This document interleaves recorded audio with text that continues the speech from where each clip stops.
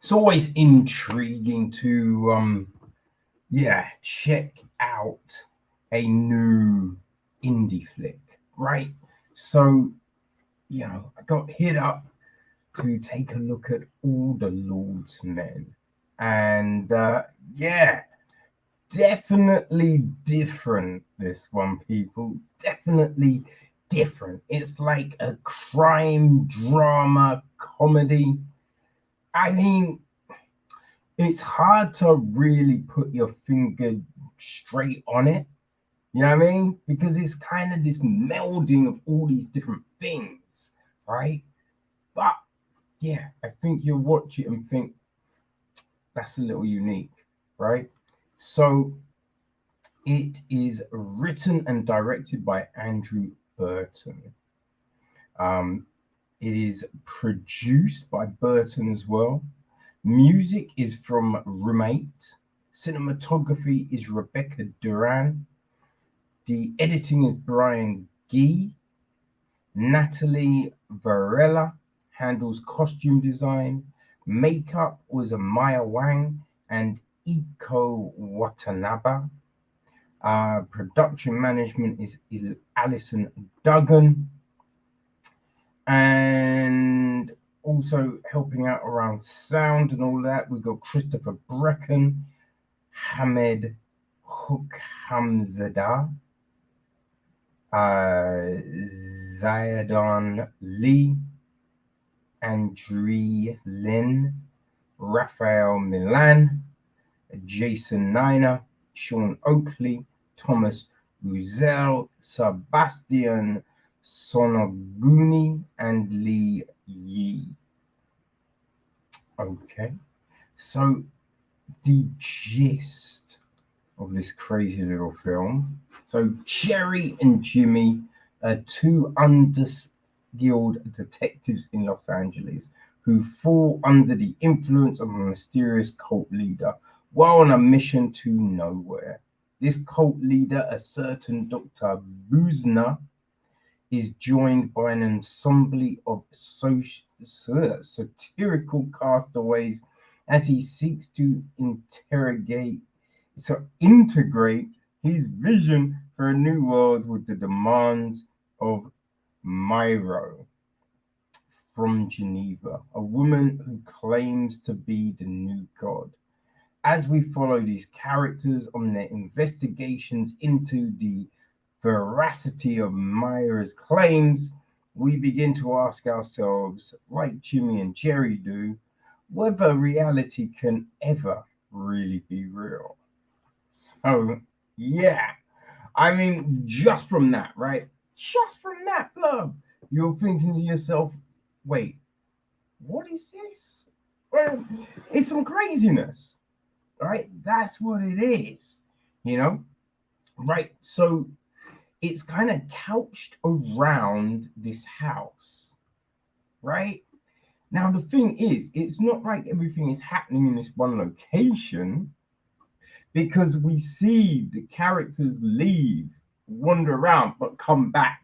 So you can see that, you know what I mean? This is, they're on a tight budget. So they're using the house, but it does make for this intriguing kind of narrative because you know what I mean? When you see them coming, there's everything going on in this one house, but then they're leaving the house and they're walking, and you're like, oh, you know what I mean? Is this whole time dilation, right? This whole narrative of reality and all of that. You know what I mean? It kind of you feel it plays into that. You know what I mean? Now, obviously, does it really? You know what I mean? As I said, look, there's budget situations and all of that, but it doesn't necessarily hurt the story here. You know, we have these eccentric characters. Eccentric characters. Um, oh, yes, I didn't give you the cast. Dear, I did. So Jerry is played by Noel Mirabal. Um, Jimmy is played by Andrew Burton. Like homie is, you know, what I mean, wearing many hats in here. Dr. Busner is played by Matt Fling.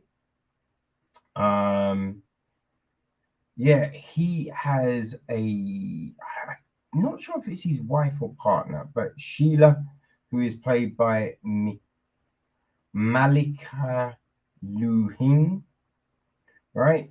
Um, then we have Myra, who's played by Iris Braydon. There's Inez, who's played by Aidan Sky. Alison, played by Gracie Lacey. There is the French president, played by Ilya Volok. Um, we've got Miles, played by London May. Larry, William Castroganovaneni. Jin Dabin, played by Morgan McCord. Ray, played by Ryan Strood. There's a dancer played by Rachel Pendioff.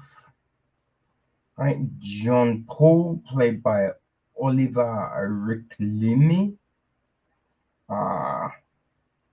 Robespierre played by Gus Klein. Federico played by Simone Atteni. And another dancer played by David Chris.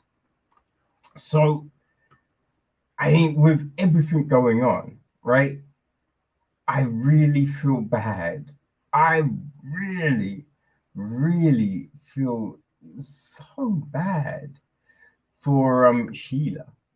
Oh man, like out of everyone in this goddamn film, right? All the craziness that is going on. Look, we got the girl guides here.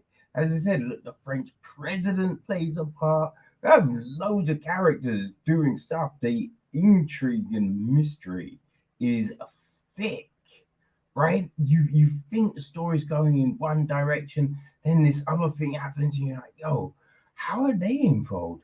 Wait, hold on. Does that mean? And yeah, you are definitely, you know what I mean, left on your toes all the way through.